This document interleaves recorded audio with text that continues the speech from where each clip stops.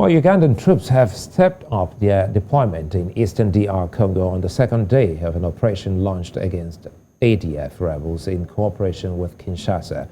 Witnesses on Wednesday say the troops are arriving aboard armor-plated cars with escorts from members of the local security service.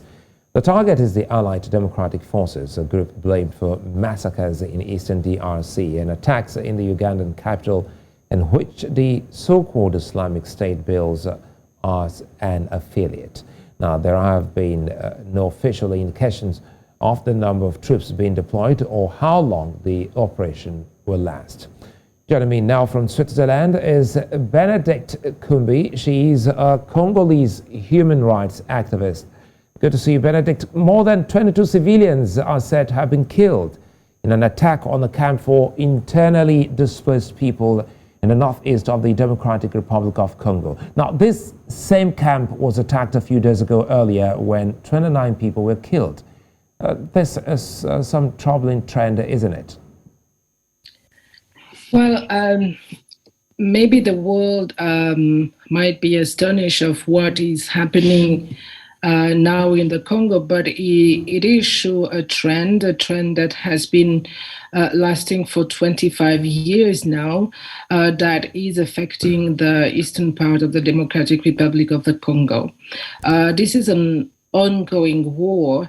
And when we talk about the militias there, although we can talk about Congolese militias, one has to understand that those militias, in part or fully, are manipulated and also funded by other countries, such as Uganda, for instance. And those countries have been fueling instability in the eastern part of the Democratic Republic of the Congo for 25 years now. And this situation has never been dealt really fully because impunity is the trend, because there is no justice. Well, this looks like double jeopardy for displaced persons. First, they've been caught in strife and conflict, and now this is happening to where should be a safe haven. What should the world be doing now for, protecting these very vulnerable, persons? I think it's important we talk about a mechanism which I think will really solve the problem in DRC. If we talk about the mapping report, this was a mapping that was made by the UN that tried to circumvent all the violences, the crimes that were committed in the Congo from 1993 to 2003, which is a 10-year span. And for instance, if we talk about the Ituri region, because this is what we're talking here. So this mapping shows that since 1996, the Ituri region has been plagued by war. And as I said before, even if we talk about the Congolese militias, there is this involvement of foreign forces, being Uganda and Rwanda, in Congo.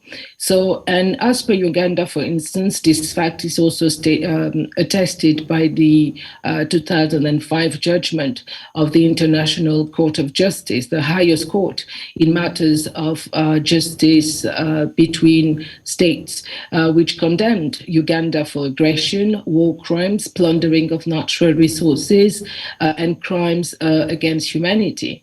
And also since then, Ugandan influence has not ceased in the region, which explain also the numerous internally displaced people we're talking about, and the fact also that they do not comply to that judgment is also fueling again problems in the Congo.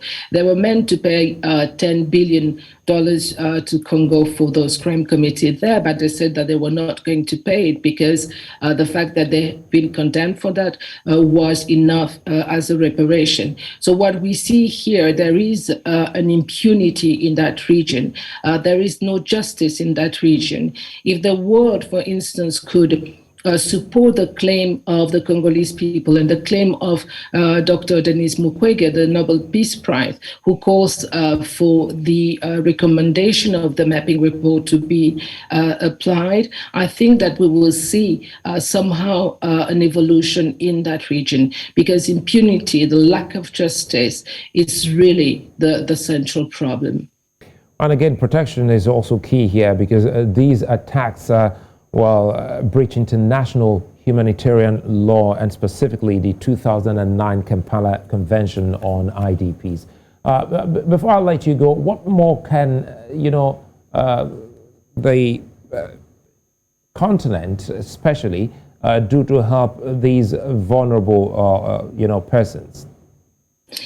Yes, as you said, that protection of these populations are important, and of course they are, and we will never insist enough on that. But how can there be a protection when the situation is not dealt with?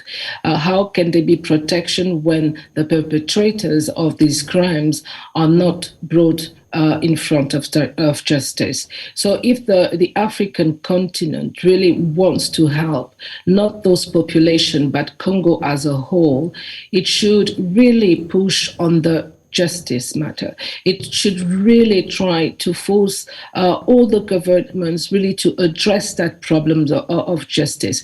It is important the other African countries, for instance, when there are deals that are passed between politicians in Congo, when the elections, for instance, are not respected, it is important for Africa to raise their voice, because for 25 years now, we just had rigged elections. The president that we have is an illegitimate president again, and of course in that position, because these people were not elected by the people of the Congo, they will not support the people of the Congo. So it is important to have that in mind, for African to push for justice, and really to really support the claim of Dr. Denis Mukwege for the mapping report, for the recommendation of the mapping report to be applied. Because without justice, there will be no peace in Congo, and this has to be clear.